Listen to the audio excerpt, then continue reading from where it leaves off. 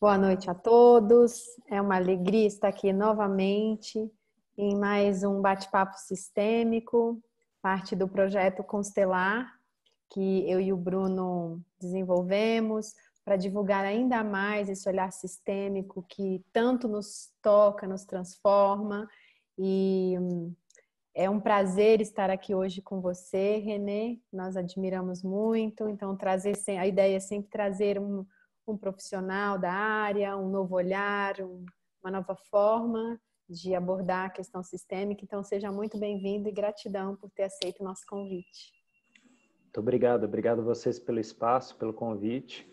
Sempre bom estar num espaço de troca, né? O campo aqui no Brasil crescendo tanto, né? Então, sim, é bom. E aí o engajamento aí do Bruno é uma coisa que é admirável.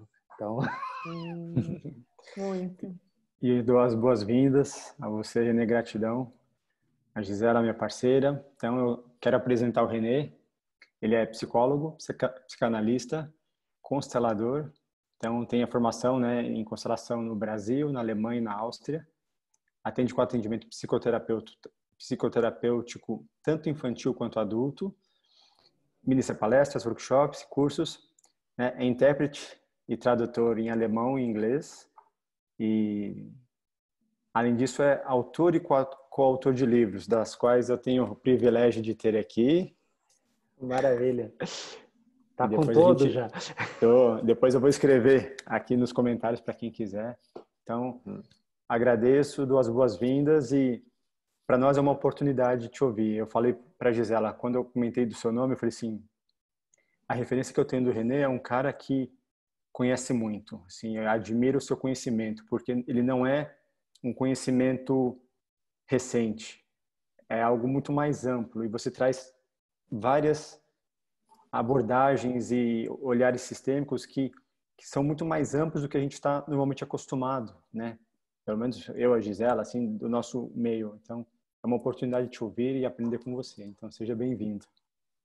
Obrigado, obrigado. O seu elogio, ele se estende aos meus professores, né? Porque é com eles que eu trouxe isso, né? E a gente, no campo, a gente tem oportunidade ainda aqui no Brasil, muitos professores internacionais. E hoje a gente pode falar já de muitos professores nacionais com um trabalho belíssimo sendo desenvolvido, né? O Bruno acompanha muito o trabalho do Renato Bertatti e é aquela coisa, eu tenho um livrinho aqui sobre a história da constelação familiar, que foi publicado nos 80 anos de Bert Hellinger, e lá tem uma foto de Bertatti, em 1992, alguma coisa assim, tá ele lá junto com o Bert, né? Então, já trazendo esse campo, né? Sim, então, nosso é uma mestre. Sim. Bertatti é nosso mestre, estará conosco no próximo bate-papo sistêmico, já dando um sneak peek aqui para todo mundo. E, Renê, eu queria começar te perguntando já nesse assunto, aproveitando tudo isso, se você poderia nos contar como você chegou nesse caminho sistêmico, como foi esse contato com a constelação, enfim, contar um pouquinho para a gente dessa trajetória. Sim.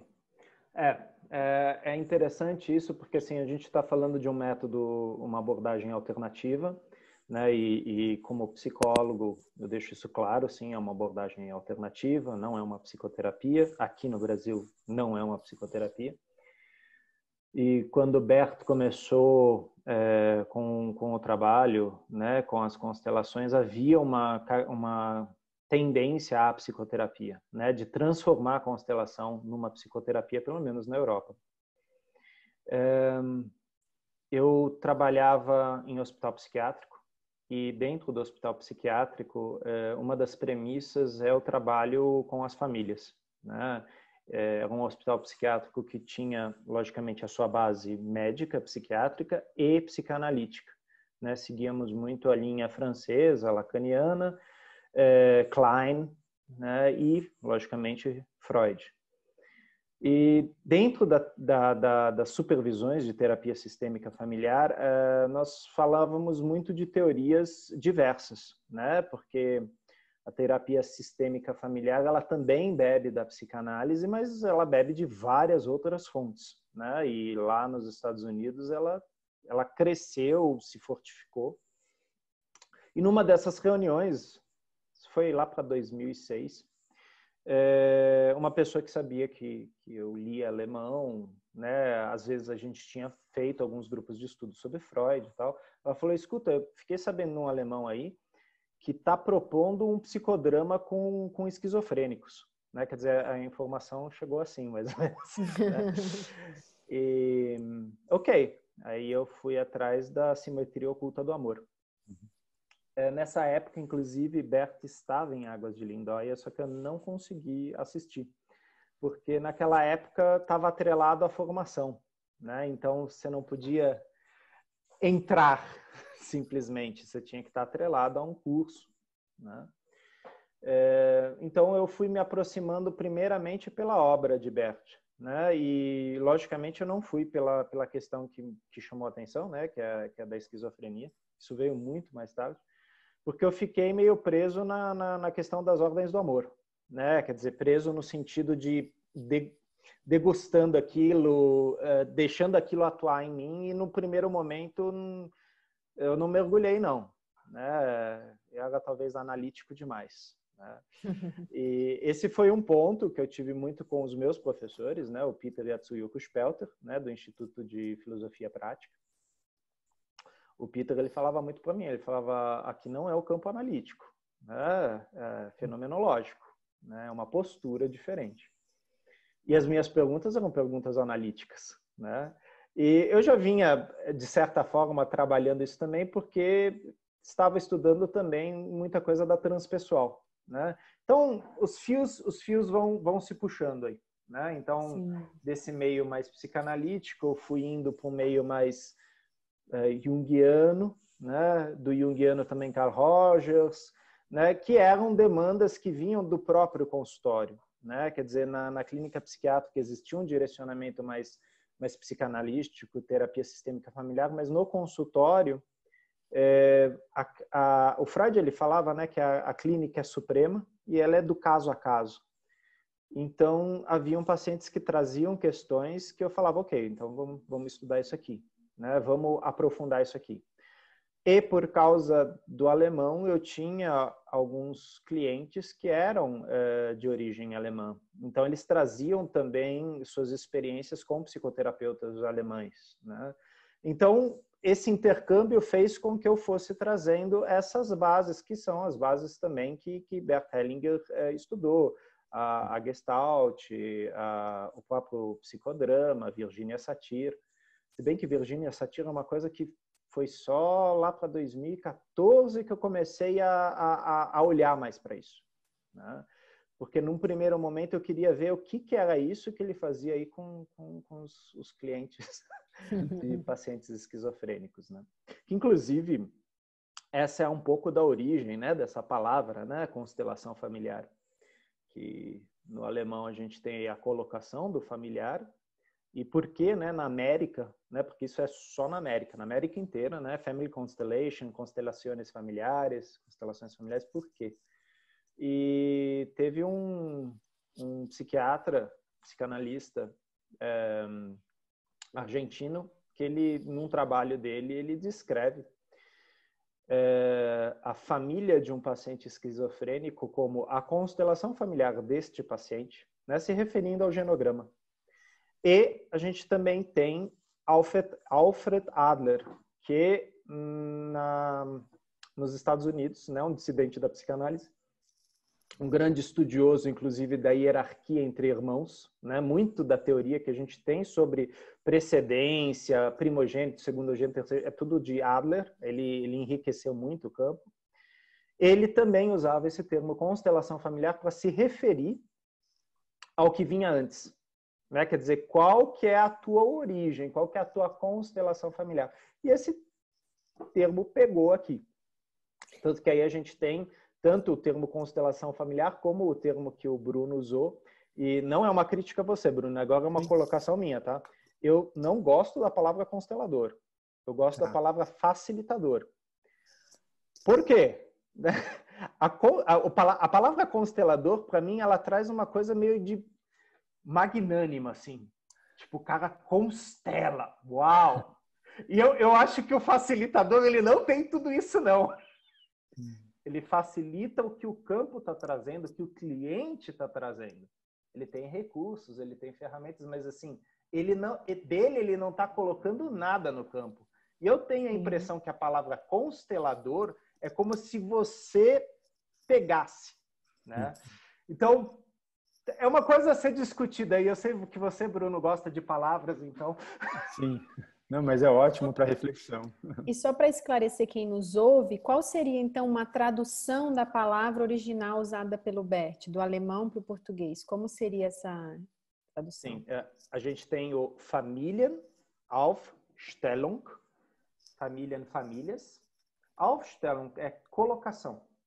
Ou seja, a colocação do familiar ou o lugar do familiar. Então, quando eu falo aufstellen, eu falo colocar, né? Então, o Hellinger usava muito esse termo, né? A pessoa já tinham conversado e tal, ele falava stell auf, quer dizer, coloque, né? Que é como a gente usa aqui também, né? E aí é uma outra coisa que eu acho fantástica. Aqui na América, quer dizer, lá em cima, né? Os nossos primos que falam inglês e nós aqui usamos essa palavra facilitador, facilitator.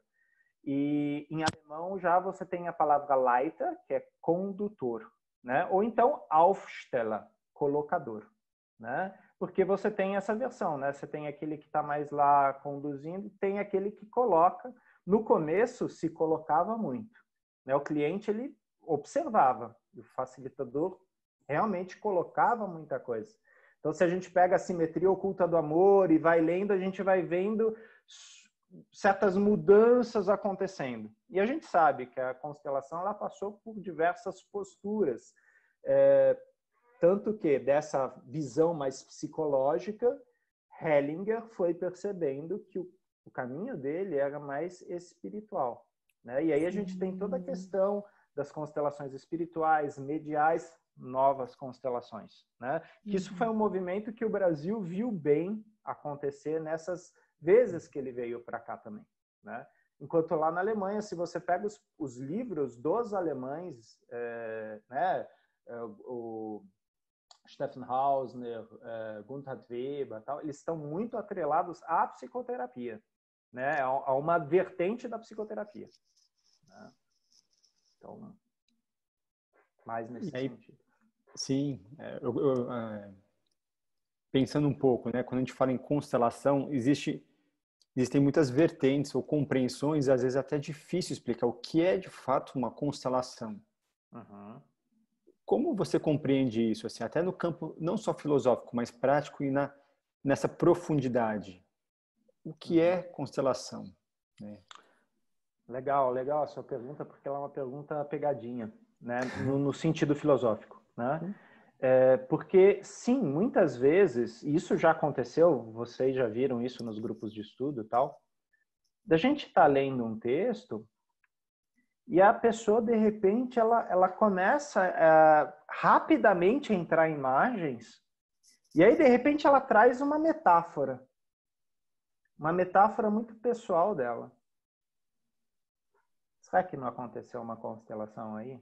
Uma constelação interna, né? Uma constelação essencial? É possível? Aí entra, logicamente, a validação que o cliente dá àquilo, né? E muitas vezes eu percebo que o cliente valida. Ele fala, não, eu encostei em algo precioso. E quantas vezes a gente não está facilitando um workshop, a gente vê que um representante ele está intimamente ligado no campo, só que a gente não coloca ele está lá. Depois que tudo termina, aquele representante ele fala, essa constelação foi a minha. Uhum. E eu estou levando ela comigo. E assim, muitas vezes essa pessoa, depois de algum tempo, volta e fala, eu quero continuar. Né? Logicamente, a gente não sabe o que ele quer continuar, né? Porque a gente está falando de um processo interno, mas assim, startou lá. Ou seja, realmente tocou numa camada e aquela camada foi reverberando. Ou seja, Da forma como você coloca a pergunta, Bruno, sim, lógico, a gente vai respondendo. Constelação é aquela coisa, você vai procurar um facilitador, você coloca o seu tema, e aí, ou individualmente ou em grupo, existe um ritual, existe um procedimento. Mas existem essas sutilezas que, quando você vai trabalhando no campo, você percebe que elas são reais. E principalmente se o cliente as valida. Então, inclusive nessa discussão, né, que eu vi lá no grupo, né, no grupo da Dilena, e que você se colocou tão bem, Bruno, da questão do online, né, existem muitos validando, né, esses movimentos profundos que acontecem em algo online, né. Eu acredito que a gente ainda não, pelo menos eu ainda não fecho, né. Isso ainda está reverberando, os nomes que a gente vai dar para isso e tal. Mas também não vou falar que é besteira e que não é possível. Certo? Porque se fosse assim, a gente nem faria constelação familiar, né? Pô, isso aí é um teatro, né? Isso é um teatro. As pessoas aí estão encenando. Isso daí é tudo bullshit, né? E as pessoas trazem isso, né? O convite que a gente faz é, olha, não tem nada errado você achar que isso é uma besteira, né? Agora, se você quiser passar pela experiência, venha, né? Venha observar. Lá na Alemanha aconteceu uma coisa em 2015, muito interessante. Tinha uma rede de TV que estava querendo entrar lá dentro do training camp para meio que mostrar a bruxaria que acontecia lá. Desmascarar. Exato. E o que a Sophie fez? Né? Ela chegou, ela falou, olha, se vocês quiserem participar, vocês podem participar. Mas sem as câmeras. Né? Porque eu não sei a edição que vocês vão fazer disso. Claro. Eu não sei. Né? Então, é aquela coisa, a gente sabe o quanto existem múltiplas interpretações disso, principalmente porque a gente está falando de um fenômeno interno. Né? Claro, num workshop em grupo, eu percebo que eu, como facilitador, eu sou levado, assim como os clientes são levados. E a gente compartilha um campo onde, de repente, hoje eu estava falando isso com o meu terapeuta, de repente surge um termo inadequado, politicamente incorreto, mas que lá faz sentido, porque, de repente, a gente está trabalhando o racismo. De repente, a gente está trabalhando discriminação. E todos que estão lá, eles sabem daquele contexto. Agora, se alguém abre a porta, ouve e fala, nossa, olha só, isso daí é uma reunião de pervertidos, porque está completamente fora daquele contexto. Né? Sim, a gente às vezes conversa sobre isso, Renê, que muitas vezes uma releitura do que aconteceu, de uma constelação, ou de uma vivência, o que quer que seja, ela nunca é fidedigna, porque tudo que aconteceu, cada um recebe de um jeito e ela se dirigia àquele grupo, àqueles sistemas, né? E às vezes quando a pessoa vai passar isso adiante, ou às vezes até uma filmagem você vai assistir, não é a mesma coisa, porque aquilo envolvia aquelas pessoas que estavam ali, então é bem diferente, né? Sim. O Stephen Hausner, ele tem reflexões maravilhosas sobre tempo, né? O Stephen Hausner, ele está no momento agora onde você vai nos seminários dele, ele solta umas frases que nem o Bert Hellinger soltava, aí você vai ouvindo, aí você... Não, peraí, o que ele falou? Caraca! É aquela coisa que você começa a se revirar por dentro. E Hellinger sempre falava, na constelação familiar existe lugar, não tempo, né? Quando eu visito um lugar, aquele lugar já se mudou. Ou seja, eu estou falando também de tempo, mas o tempo espacial. Se eu for revisitar aquela constelação, eu tenho que partir do princípio que a pessoa é imutável, que o fenômeno é imutável. E aí, exatamente isso é um paradoxo, porque o fenômeno, ele, o tempo todo está mudando, né? Que é aquela premissa, eu não sei agora exatamente de que filósofo que é, mas no livro de Rollo May, ela está lá dentro, você nunca vai visitar o mesmo rio duas vezes.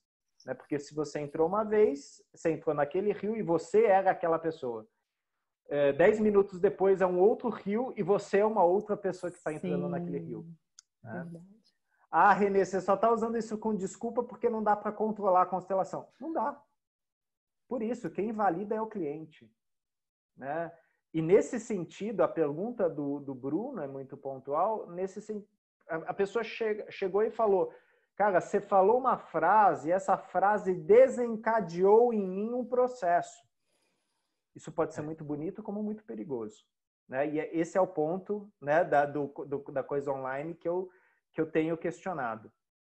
Principalmente com os pacientes, né? Estou mudando a palavra, não clientes, os pacientes mais lábeis. Ou seja, que sofreram traumas muito pesados ou que trazem um sistema difícil.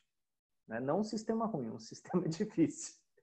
E, de repente, aquela frase, é aquela coisa, a gente está aqui no Zoom. De repente, minha imagem apaga, assim. E eu sei que o Renê não estava bem, o Renê estava chorando, de repente apaga. Eu não sei o que está acontecendo lá do outro lado. Exato. É isso, a gente ainda comentou isso.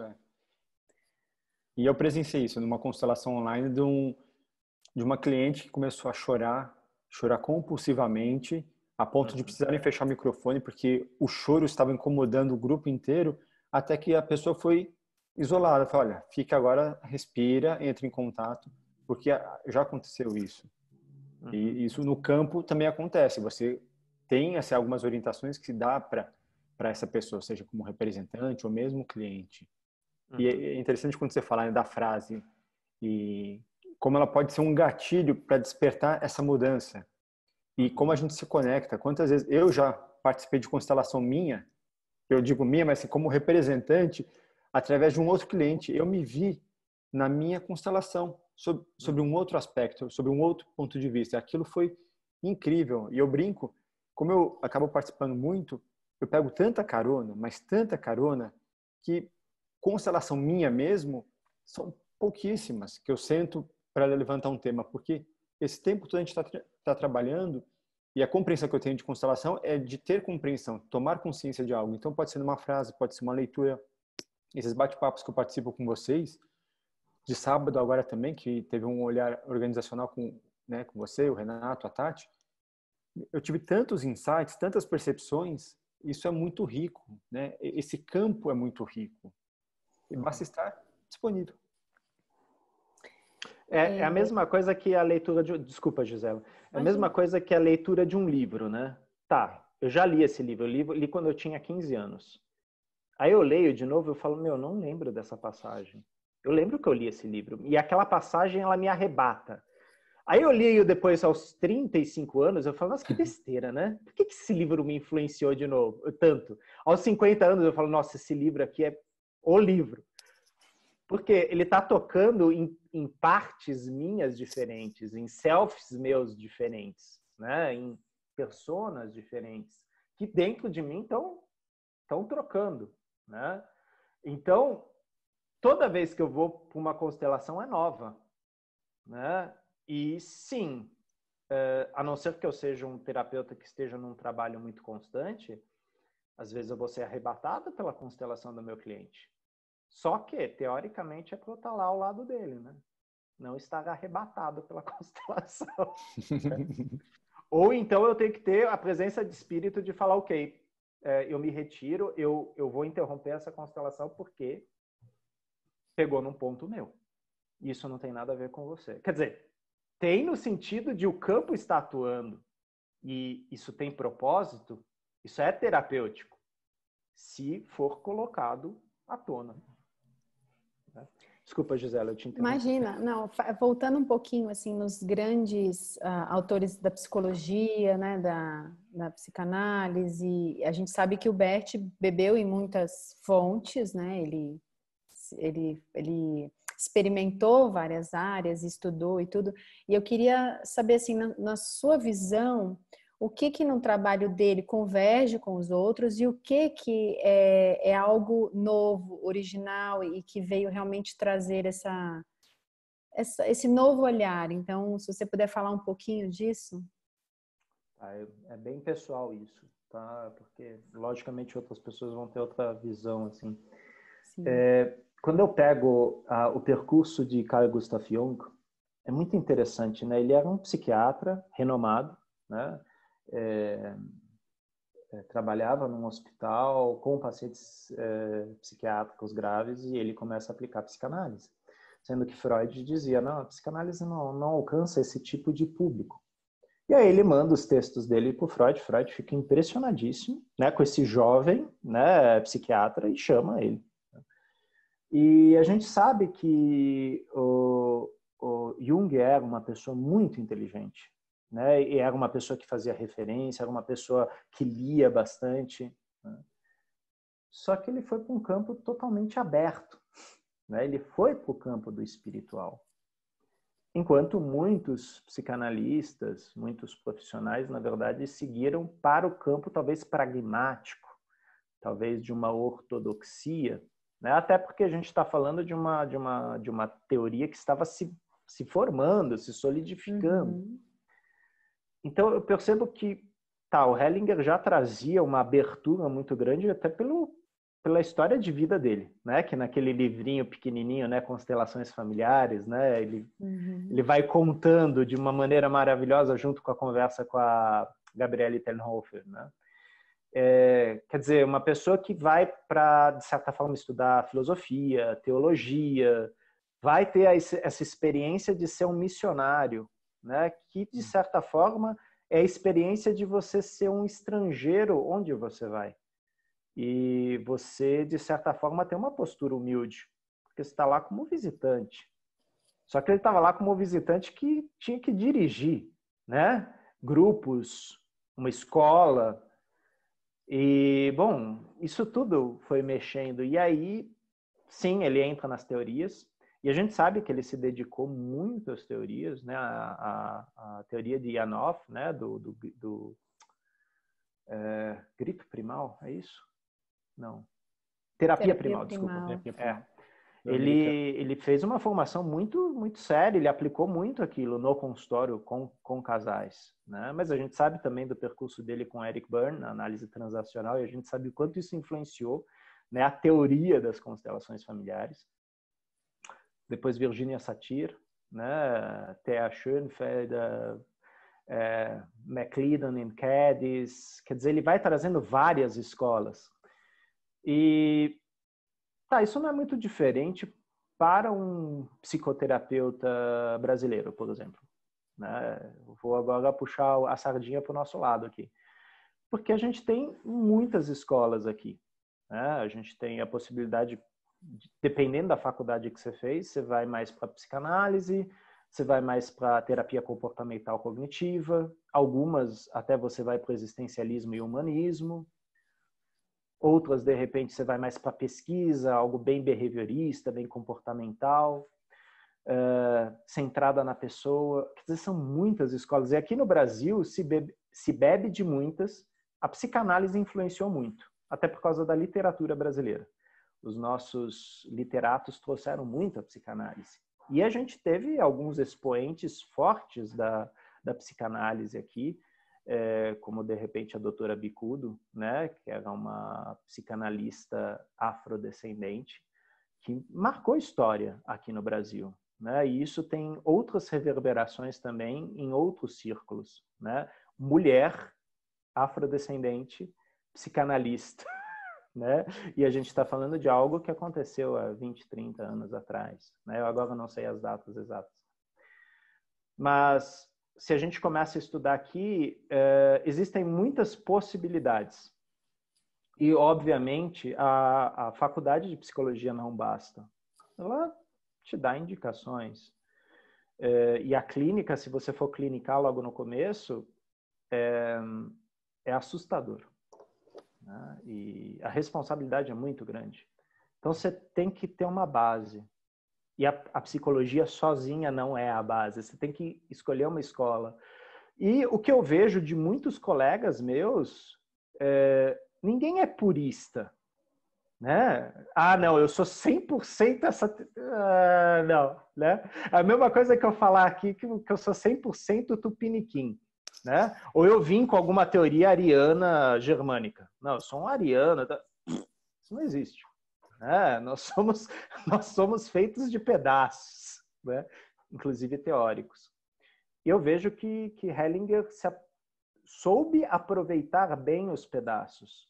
Ele soube ele conseguia encaixar isso de uma forma e trazer uma potência, como Hellinger fala naquele livro, né, Histórias de Sucesso. Quer dizer, quando ele entrou em contato com as constelações, ele falou: eu não sabia o que era aquilo e até não soube me dizer o que era.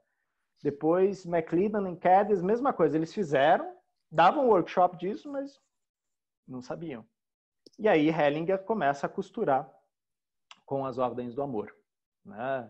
E das ordens do amor ele vai para um outro que eu acho fundamental, não menos que as ordens do amor, mas as ordens da ajuda, né? E aí vocês veem muito a psicanálise, ele fazendo muita referência ao Freud, ao Jung, e depois as ordens do sucesso, né? Quer dizer, ele foi percebendo nessa coisa da ordem, né?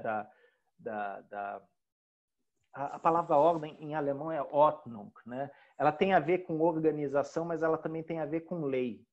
Ela tem a ver com estrutura. É uma estruturação, né? Então, é interessante porque todas as teorias existiam, né? Tanto que, sim, o psicodrama, constelação se confunde, sim, em sua metodologia. Porque tem muita coisa do psicodrama. Só que, diferente do psicodrama, a gente não tem um roteiro. A gente só tem um lugar. Você é o papai. E a Gisela é a mamãe. E o que eu tenho que fazer? Nada. Respira. Respira e sente o seu corpo. Sem intenção, né? Vai. E aí entra uma coisa que é fantástica do Hellinger, né? O Moreno, no psicodrama, ele tinha percebido o fenômeno. Ele chamou de tele. Só que ele criou todo um sistema, né? O psicodrama, então ele não focou na tele, nessa coisa de alguém representar algo que não estava no roteiro.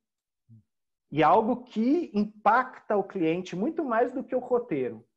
Que seria o campo, não? Isso que é o campo. É o campo, né? É o campo. Quer dizer, o Moreno já tinha batido nisso, mas era muito abstrato, né? Então ele descreve nos textos dele, mas ele não entra profundamente nisso.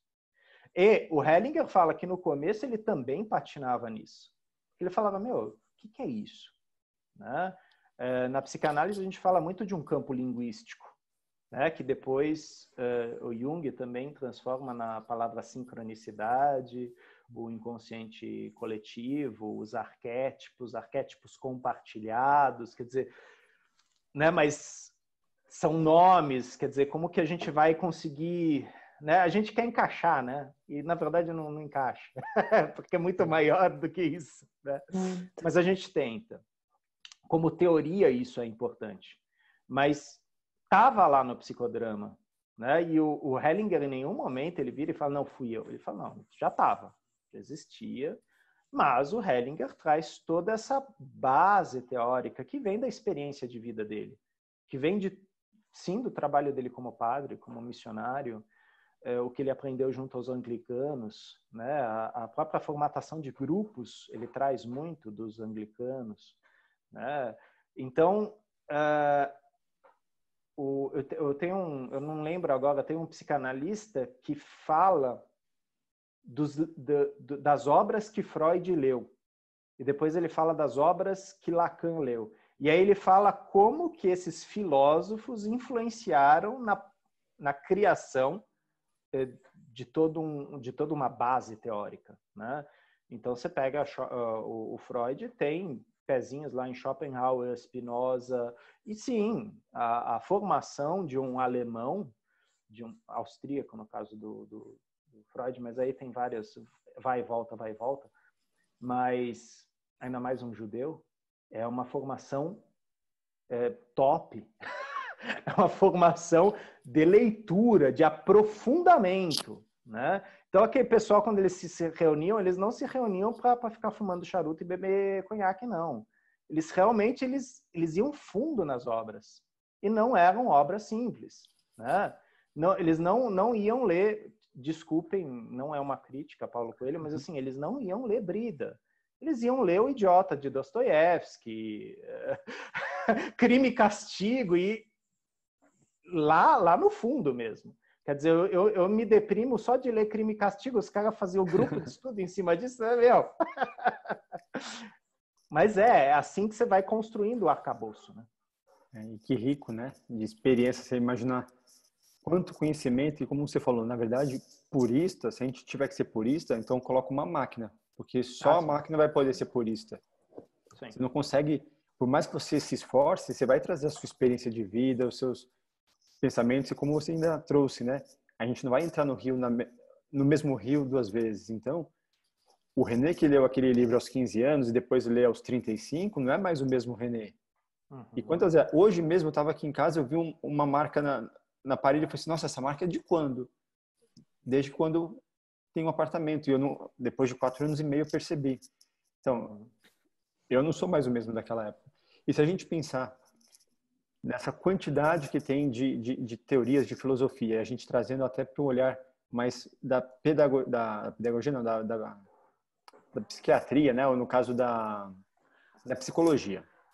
Sim. Terapias tradicionais, como você entende que elas interagem com a constelação? Assim, em que momento cada uma é recomendada, se na verdade elas podem atuar juntas, se elas atuam separadas? Como se dá essa relação, se a gente pensar na psicologia tradicional, né, nas terapias mais tradicionais, e desse olhar sistêmico, e aqui eu vou trazer o olhar sistêmico através da constelação. Legal. Ferramentas, né? Aí Sim. a gente pode falar ou da abordagem ou do ferramental. Eu sei que para muitas pessoas isso é até uma heresia, mas às vezes a constelação para mim é uma ferramenta, né? Ah, mas tem toda uma base teórica. Eu sei, mas eu vou usar apenas como uma ferramenta, assim como a hipnose. Eu vou usar apenas como uma ferramenta, porque na verdade a minha base é psicanalítica. Eu vou usar uma ferramenta para alcançar um resultado e aí eu volto para a abordagem, o olhar anterior, né? Então, eu criei espaços nesse sentido, né? Então, existe o espaço da constelação e lá eu sou facilitador. E existe o espaço da psicoterapia e lá eu sou psicanalista. Né? Ah, então você não pensa com pensamento sistêmico no consultório? Penso porque a psicanálise ela também tem, né? Muito do sistêmico. Né? E lógico, sim, eu trago as ordens do amor, eu trago as ordens da ajuda, quer dizer, sim, você vai utilizar esse referencial, sim. Né? Assim como, às vezes, eu uso referenciais Hoje mesmo um paciente meu me falou isso. Eu uso referenciais do Aaron Beck, que é da terapia comportamental cognitiva. Ele falou, mas você é psicanalista. Eu falei, sim, mas não é porque eu sou psicanalista que o outro não serve, né? Quer dizer, tem toda uma riqueza e, às vezes, uma técnica muito pontual que, para aquele caso, naquele momento, é necessária. Uhum. E é exatamente isso que, muitas vezes, o cliente nos coloca, né? Ele não quer que a gente encaixe ele no livro. Muito pelo contrário, né? Ele quer que a gente possa lê-lo, né? E nessa leitura ele vai se formando também. Quer dizer, é aquilo que o Winnicott chamava de um contorno, né? Você vai dando um contorno simbólico. E isso você faz junto com o cliente, né? Se você simplesmente for encaixar ele num livro, ele pode ler um livro sozinho. Isso é terapêutico? A gente sabe que é. A literatura ela nos leva para outros mundos.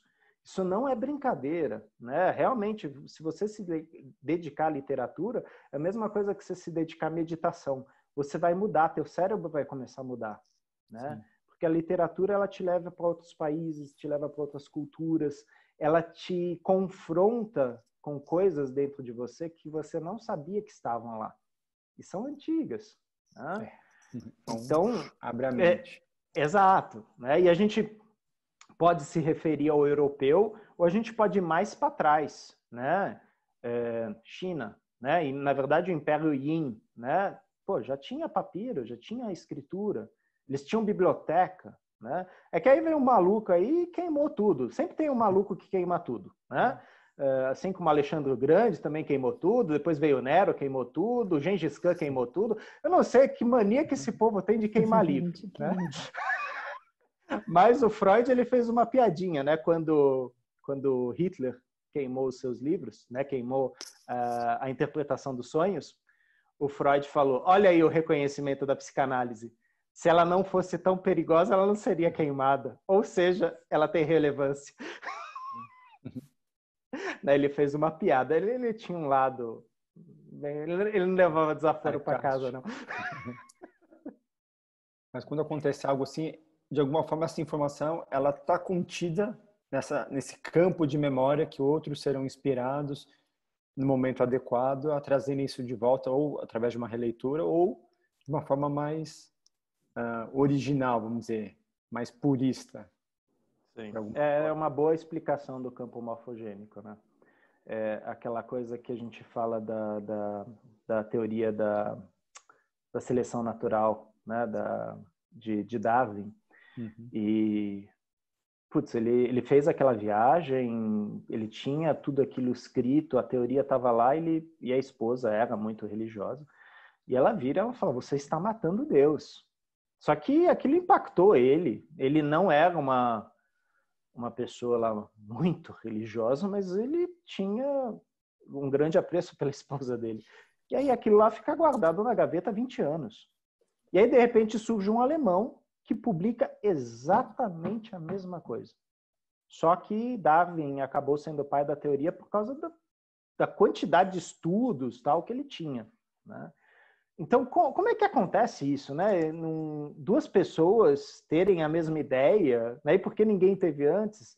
É o que você falou, quer dizer, naquele momento, aquilo se tornou acessível. A imagem que me vem, só fazer um parênteses, no campo, quando a gente está numa vivência, de repente eu me sinto capturado e eu resisto. De repente, outra pessoa entra para fazer a mesma coisa. Essa é a imagem que me vem. E eu já vivenciei isso, e provavelmente os colegas que estão aqui presentes também. Quando você resiste, o campo não espera, assim, né? Aquilo que precisa vir à tona, se você não vai, outro vem. Sim.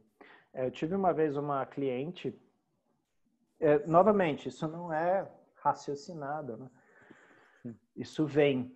E eu fui colocando, né? Até chegar a 16 representantes. E movimentos diferentes, tal, até que eles entraram meio que numa... assim, a energia do campo fez um... E todos eles se voltaram para ela. E aí eu fui nomeando cada um deles. Esse aqui é você. Esse aqui é você. Ou seja, 16 versões do cliente, né? E necessárias exatamente por causa disso. Havia uma resistência. Então eu precisava de uma outra parte, mas nesse caso, como um role play, né? A gente usa isso no psicodrama, para que aquilo que seria traumático se aparecesse apenas aqui, pudesse ter uma flexibilização através dos representantes, né? A fragmentação. Então, exato. E aí a gente tem a potência da constelação com representantes, né? Para muitos clientes ver a sua história ser encenada, a história que eles não sabiam, mas que eles sentiam. E a questão da mudança de perspectiva, que isso é uma coisa que a gente vê bastante, sim, no Hellinger, mas a estrutural traz isso muito forte, a organizacional traz isso muito forte, quer dizer, a metaposição e tal. A pessoa não tem como sair de lá igual, né? Ela pode realmente falar que isso é tudo uma besteira, mas alguma coisa ela leva, né? Ok, isso aqui é válido. É aquilo que o nosso mestre sempre fala, a alma sabe, né? A alma está recebendo. Então, mesmo que racionalmente a pessoa saia de lá bravo, revoltado, falando mal, o que quer que seja, aquilo fica. E de repente, às vezes depois de 1 ano, 6 anos, 10 anos, vem uma compreensão. É impressionante como isso é assim, né? Sim. A minha terapeuta ela fala, a alma sempre sabe aquilo que a gente não sabe que sabe. Sim. E mudando um pouquinho de assunto, Renê, como que você tem visto essa pandemia? Como que essa situação atual, a quarentena, qual que é o seu olhar para isso? Como você tem, enfim, quais têm sido as suas reflexões nesse momento? A pandemia, ela afetou todos os círculos, né? Então, existe eu agora não sei em qual livro que o Hellinger fala isso, né? Mas que a doença ela aponta por uma direção, né? Muitas vezes a pessoa teve muitos indicativos, até que uma crise muito grande acontece. Ela corre risco de vida, né? E é um choque tremendo. É um choque que envolve os familiares, envolve a vida financeira, envolve o acadêmico, quer dizer, tudo para por causa daquela crise, por causa daquela doença. E ele tem a oportunidade. Ou ele olha para onde ela aponta, ou ele vai ser reiniciado, né? E a gente tem várias interpretações para ser reiniciado, né? Porque, sim, os mortos vão, mas os vivos ficam, né? Então, nada está morto totalmente, né? Porque continua atuando em nós, né? Isso tem muita força, né? Por isso que é aquela coisa, né, que muitas vezes o suicida fala, não, isso é uma escolha minha, ninguém tem nada com isso. É muito difícil você ser assim sozinho, né? Porque isso vai afetar, né? Isso vai afetar pessoas, isso vai mexer. E eu não estou falando afetar negativamente, isso vai reverberar. Então, o Covid, a pandemia, ela trouxe muito forte esse símbolo da morte, né? Uma infecção muito forte, rápida, altamente contagioso, que permanece muito tempo sobre superfícies, né? Ou seja, não é brincadeira. E por mais que eu tenha uma postura arrogante, né, e fale que eu tenho físico de atleta, tá, eu posso até ter, mas de repente mamãe não tem, de repente meu filho não tem, tal. Então, essa que é a questão. Não é só a minha responsabilidade, é a minha corresponsabilidade que está em jogo. E eu acho que para muitas pessoas bateu essa ficha, né? Eu não vou falar que é a primeira vez que eu vejo isso, porque trabalhando com psiquiatria, trabalhando com psicologia, você lida com morte, assim como médico, uma enfermeira, ou mesmo um professor, né? A gente lida com a finitude, a gente lida com a crise, a gente lida com o de repente. E a gente tem que se adaptar rapidamente. Mas a gente está falando de algo mundial. A gente não está falando de algo que aconteceu no campo chinês, no campo alemão. Não, mundial. E, logicamente, a gente viu diferentes posturas, diferentes reações. Mas o Covid, como um representante, nos levou a todos. E uma coisa é certa, ele meio que fez assim, ó. Você me vê? Eu vejo vocês. E aí, como isso reverbera em cada um de nós, né? No sentido, e aqui eu vou falar de uma coisa que foi muito divulgada na mídia e tal, de repente, pais que percebem que eles não estavam acompanhando a infância de seus filhos, o que eles estavam aprendendo, e de repente falam, nossa, eu tô tendo momentos assim que eu tô revendo, né? Eu acho que eu estava trabalhando demais, né? Mas, assim, isso é só uma fala, tem várias falas. Tem várias falas de pessoas que sempre gostaram. Eu tenho um cliente meu, um paciente meu, que ele tem uma síndrome de Asperger, e, assim, para ele é maravilhoso estar sozinho, né? iFood, cara, que coisa fantástica que inventaram. Só que, já que o mundo tá para dentro, ele de repente se questionou só. E ele começou a rever isso. Ele falou, de vez em quando, caminhar e ver as pessoas na rua, eu gostava, assim. Né? Então, é uma mudança de paradigma para aqueles que estão atentos. Não tem como você ficar impassível a isso. Então, eu vejo a pandemia como um grande presta atenção. Agora, eu não fecharia isso ainda. Né? A pandemia não passou. Né? Então, ainda existem movimentos. Né? A gente sabe, o sistema educacional ele ainda está se adaptando. A gente não sabe como vai ser. O que eu sei é que eu não vou dar módulos nos próximos meses. Né? Então... Né? Mudaram coisas. E quando voltar, não vai ser igual. Né? Então, é exatamente aquela coisa. Aí, depois que tudo isso passar, aí a gente vê. Porque não vai voltar. Né? Então, a melhor coisa é eu estar presente aqui agora. Né? Porque o depois eu não sei se eu vou estar. Né? Então, é uma coisa meio que a Eva Wieprecht, né? que ensina o modelo de validação de Virginia Satir, ela fala muito duas palavras, né? Grounding e presence, né? Quer dizer, aterrar e presença. E ela fala o quanto é importante agora a gente aterrar.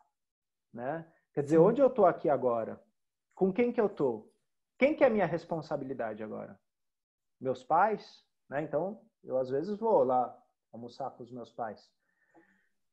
Minha responsabilidade qual é? Né? Eu vou visitar um amigo. Né? Mas com esse amigo a gente tomava breja, estava de boa. Como que eu vou fazer isso agora?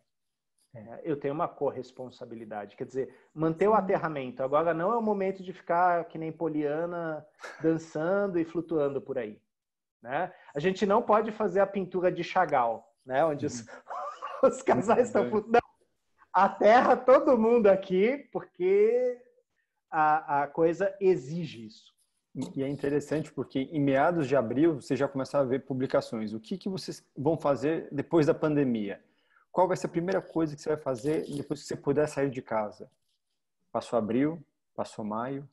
A gente não tem esse controle. Até parece que nem existiu abril, né? Parece que pulou de março para maio. Assim, o tempo está muito rápido. Daqui a pouco a gente já está no segundo semestre. E que interessante, porque esse é um convite para o agora. E quantos ainda estão nesse movimento de pensar só no amanhã, no depois? Quando isso passar, quando isso se resolver, quando eu puder, a vida está passando. E será que vai passar?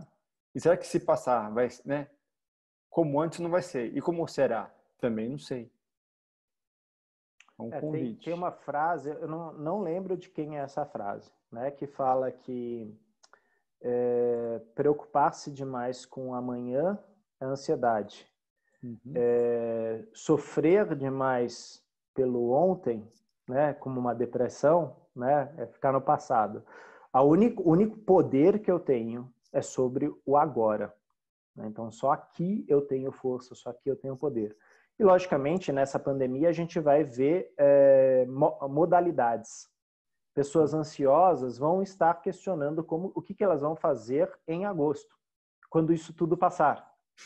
Pessoas depressivas vão falar, então, eu não me realizei ano passado, eu acho muito difícil eu me realizar em agosto.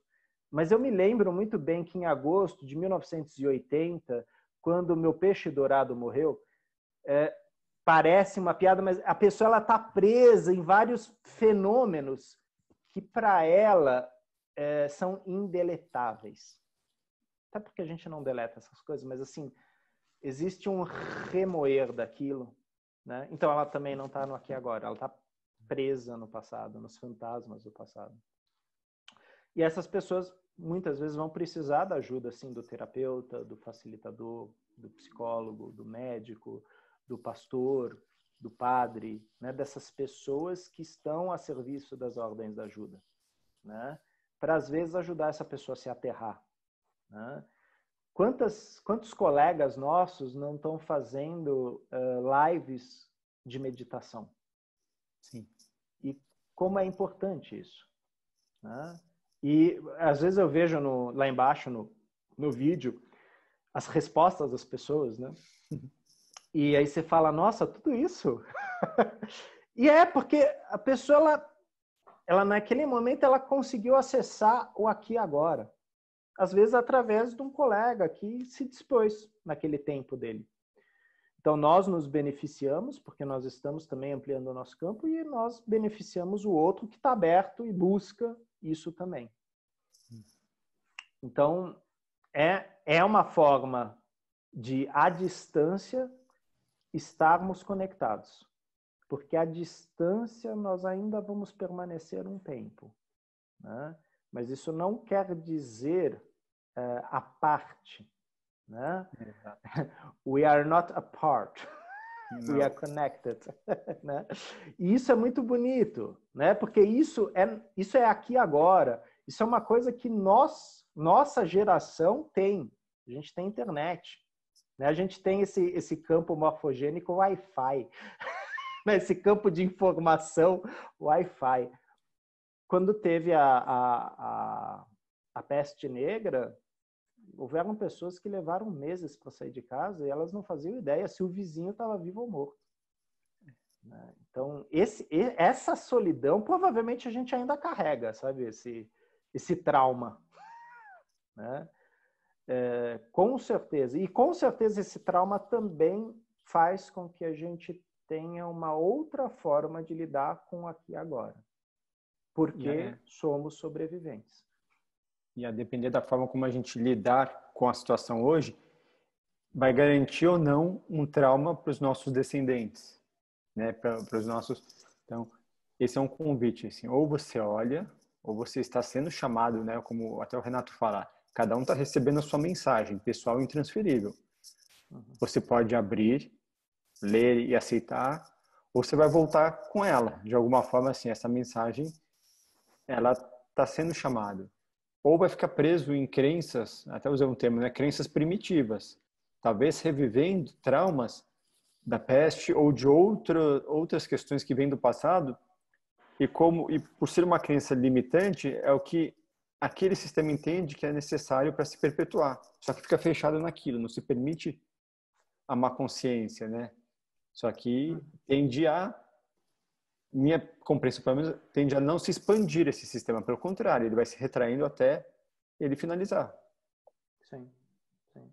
E aí, logicamente, entra uma pergunta, né? Eu sou um ser coletivo, né? Só que, de repente, eu estou num coletivo que, por XPTO, não sei porquê, não quer se preservar. E aí entra exatamente esse ponto. Sim, eu sou um ser coletivo, mas em alguns momentos, talvez eu tenha que entrar na minha individualidade. Porque eu tenho o meu bando para cuidar. E eu estou inserido em outros bandos, né? E essa intersecção entre bandos, e aí entra a palavra diferenciação e consciência, ela é muito importante, porque vai ter gente que não vai usar máscara, que vai falar isso não existe, e sinceramente eu acho que não vale a pena você entrar em uma discussão filosófica, científica com aquele indivíduo, porque ele tomou uma decisão. Ah, mas Bruno, ele não sabe o que ele está fazendo. E você sabe?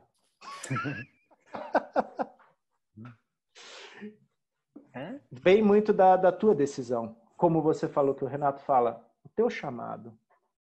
Qual que é o teu chamado? E é interessante porque a gente tem um grupo de estudo de terça-feira de manhã, tem até alguns colegas que estão presentes. E a gente falou um pouco sobre livre-arbítrio. Aí, Gê, não sei se você quer complementar, porque ela trouxe essa questão para a gente, né? Para a gente tentar ampliar um pouco o olhar. Existe, não existe? É algo que eu tenho lido muito sobre o Bert e tudo, e é algo que ainda também não consegui sentir dentro de mim, né?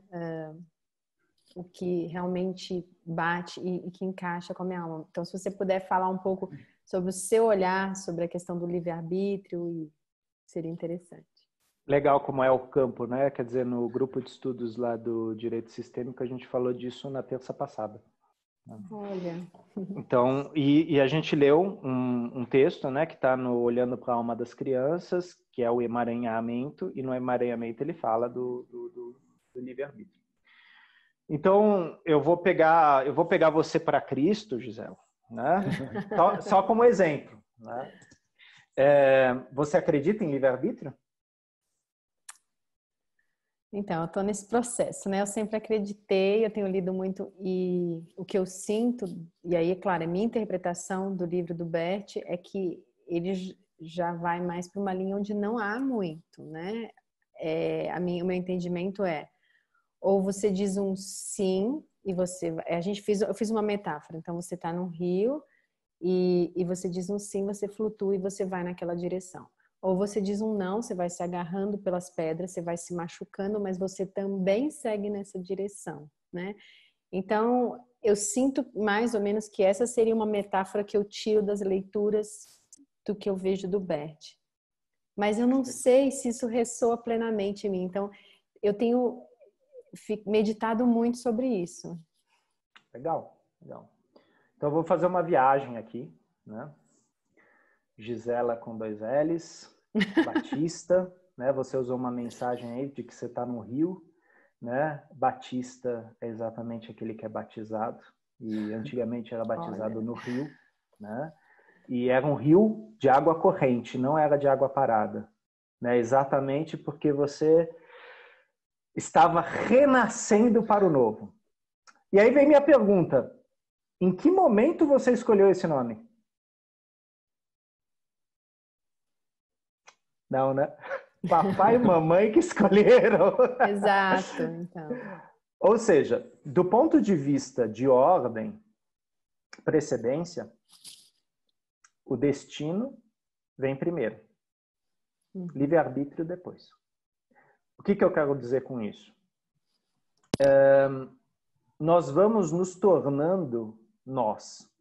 Então, o René, ele vai se tornando o René. Porque o René de 7 anos não é o René de 14 anos e não é o René de hoje, graças a Deus, né? Porque eu cresci, né? E nesse crescimento tem coisas que talvez eu olhe para o René de 7 anos e falo, nossa, de 7 anos tinha mais maturidade nisso, mas eu tenho mais maturidade naquilo.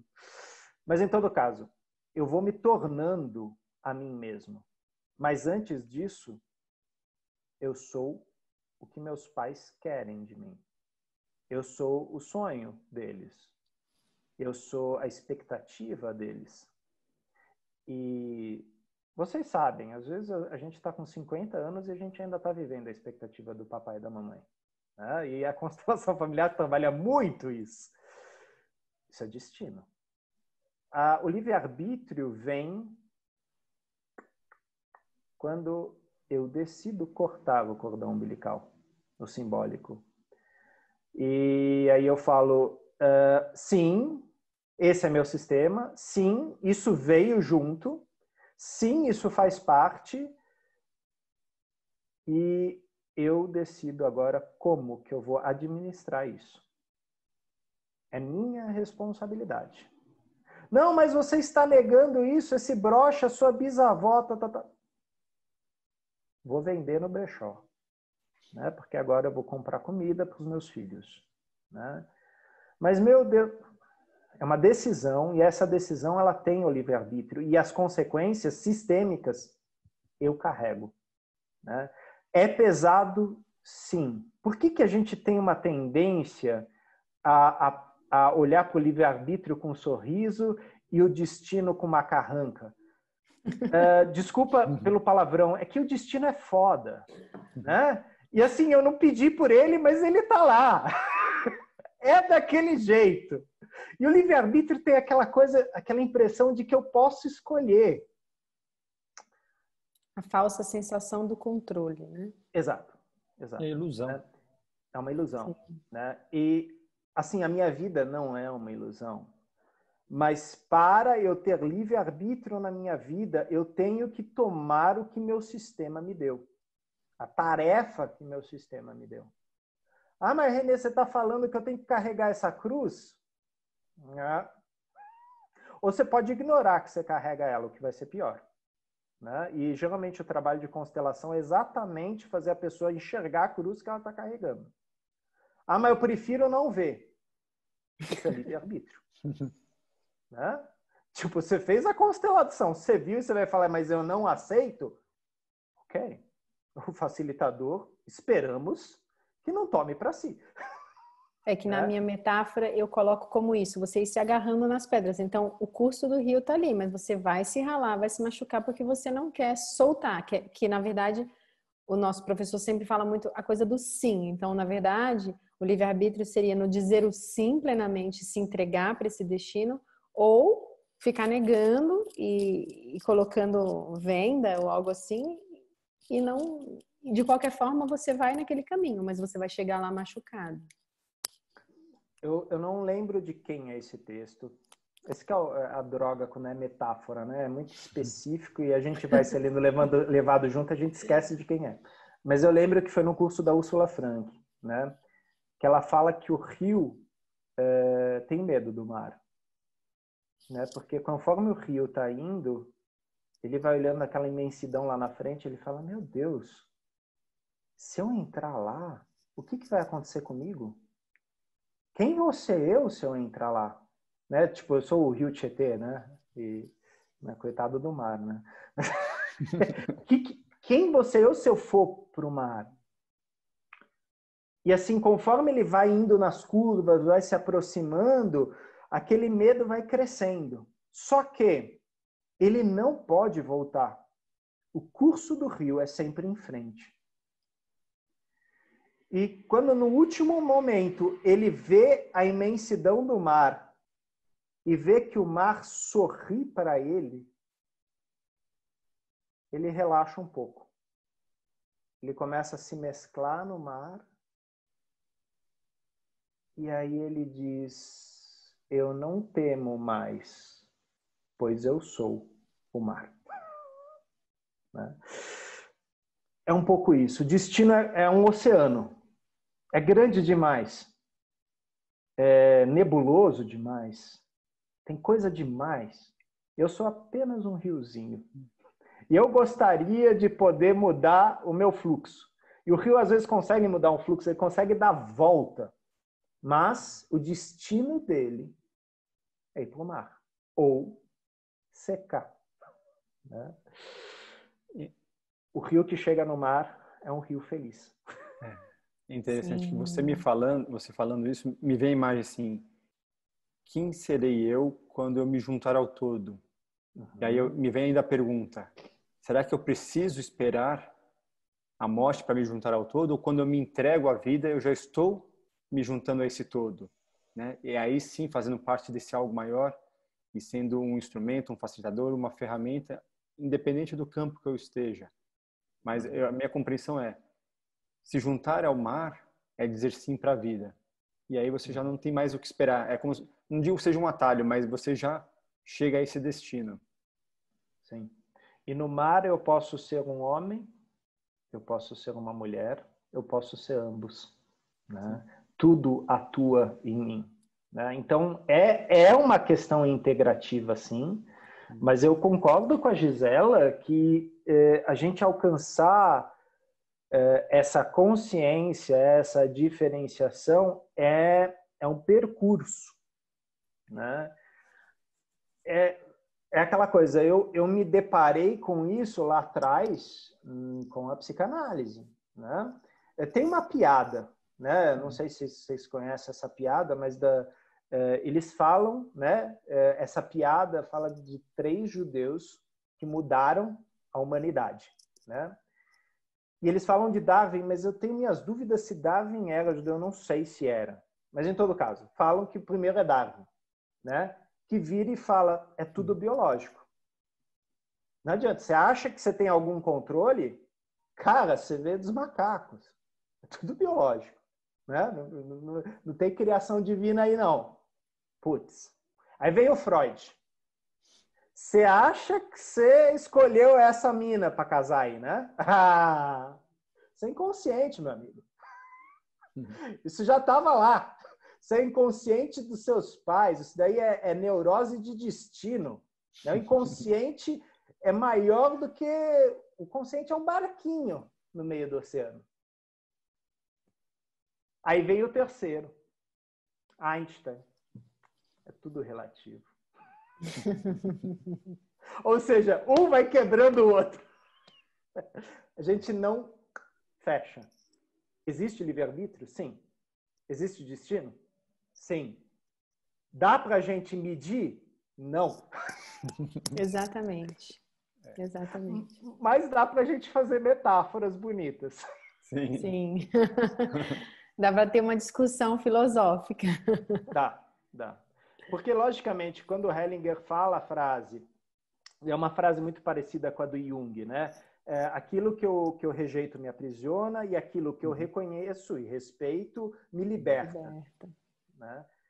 Essa é uma frase de destino. Porque eu posso continuar dizendo não por meu destino. Não porque meu pai era uma pessoa horrível. Não porque minha mãe não me amava. Não porque meu irmão mais velho me roubou. Não, eu não quero isso para mim. Eu não sou dessa família.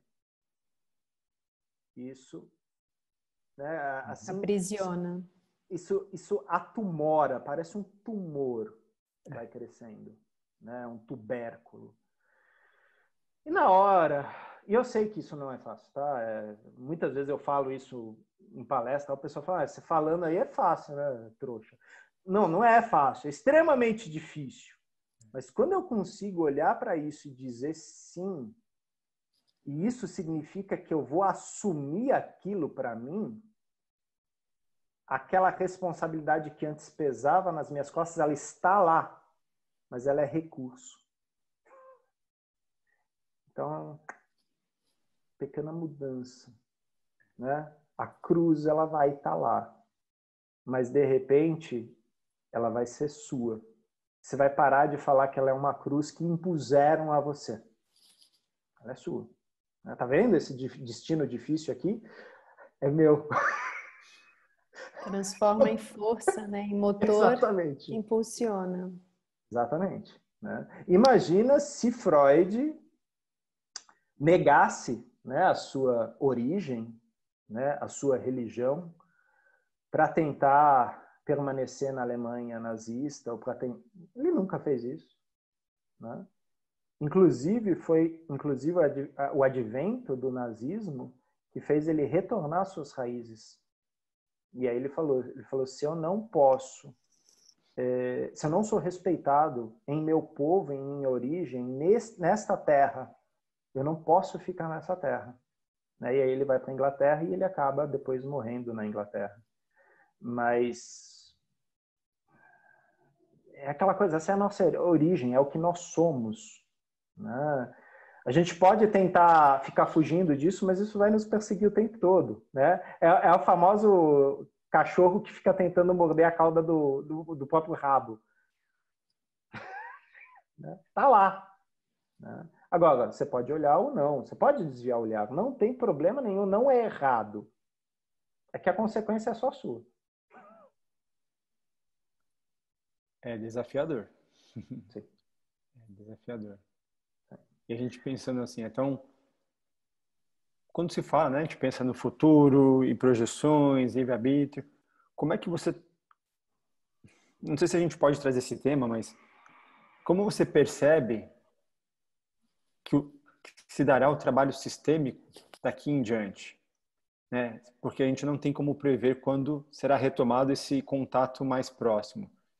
E aí, eu não sei se você percebe que existe uma nova abordagem surgindo, se existe um novo conceito ou se isso vai ser transformado ou simplesmente está pausado para daqui a pouco ser retomado como era antes. O sistêmico sempre esteve. Né? Nós que descobrimos ele recentemente, mas ele sempre esteve lá. E quando a gente começou a descobrir ele, a gente pode falar de Beta-Lanfia, a gente pode falar de Luhmann, e como isso, desde a biologia até a tecnologia da informação e economia, isso vai se aproximando da psicologia, assim, lentamente a gente vai compreendendo, a gente vai tentar fechar isso. Né? Mas não dá para fechar, porque é um oceano. Né? Sim, existe o novo. Agora eu me questiono quanto esse novo já não esteve. Talvez nós estejamos revisitando ele. Né? Eu sempre pego essa sua pergunta com a questão do AI, né? Que as pessoas falam, já pensou o dia que os computadores puderem, tal. E como que chama? O cara que criou o computador, eu esqueci o nome dele. Ele falava... Steve Jobs, não. Não. Não, ele é Alan Turing. Quando o Alan Turing começou a ser questionado sobre a máquina, ele falou, o erro do humano é pensar a máquina como sendo humana. A máquina é ela. Ela não é humana. E o homem, ele tenta imprimir nas coisas ele. Não é assim. Então, quando surgiu um AI, a gente vai descobrir o que vai ser. Tem gente que acha que vai ser o exterminador do futuro, né? E tem gente que... Aqui tem aquele filme Transcendence com o Johnny Depp, muito bonito, que mostra uma visão completamente diferente do AI, meio que quase que uma estrutura espiritual, assim, uma entidade espiritual, né? Porque ela é sistêmica, né? O AI, ele é sistêmico, extremamente sistêmico, ele nasce no sistêmico. Só que ele não tem afeto, ele não tem instinto. Então, não dá para eu ficar interpretando o AI como um humano, porque eu tenho coisas que ele não tem.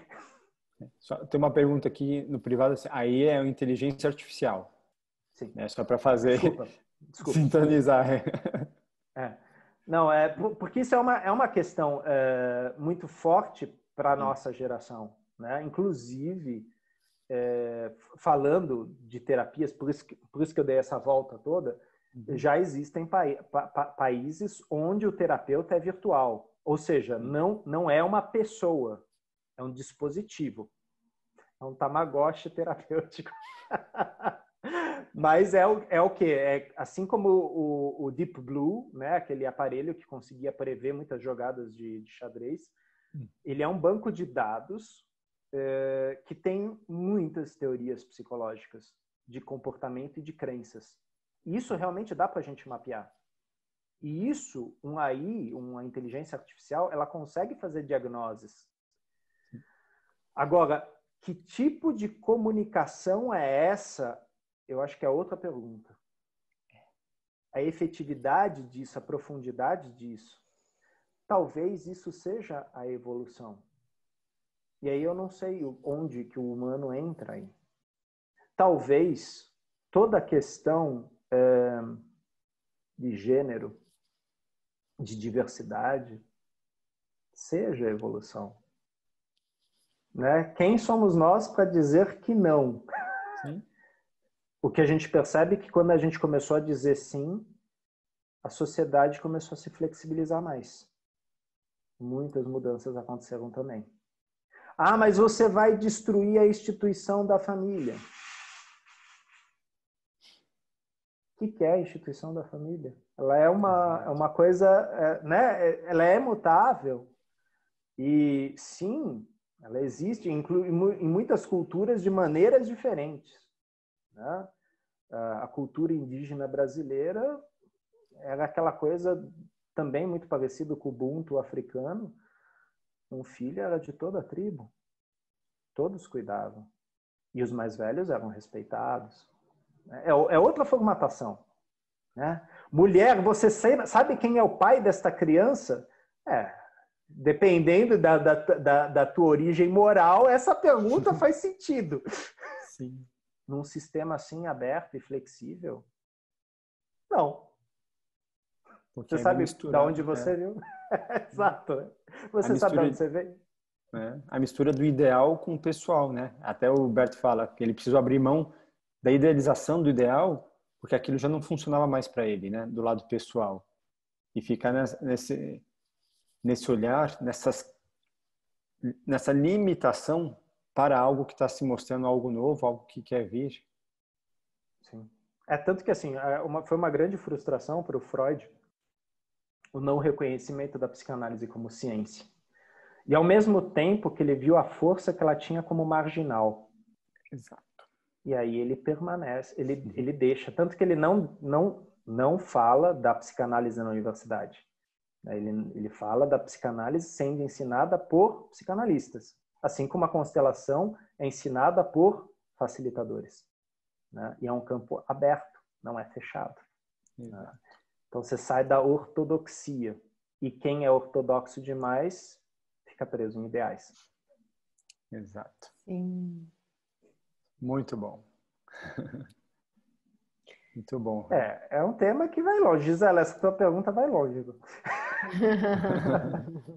Sim, acho que o que a gente falou agora, resumindo, não é cada vez mais no mundo há menos espaço para o julgamento, seja ele em que esfera, em que ótica, né?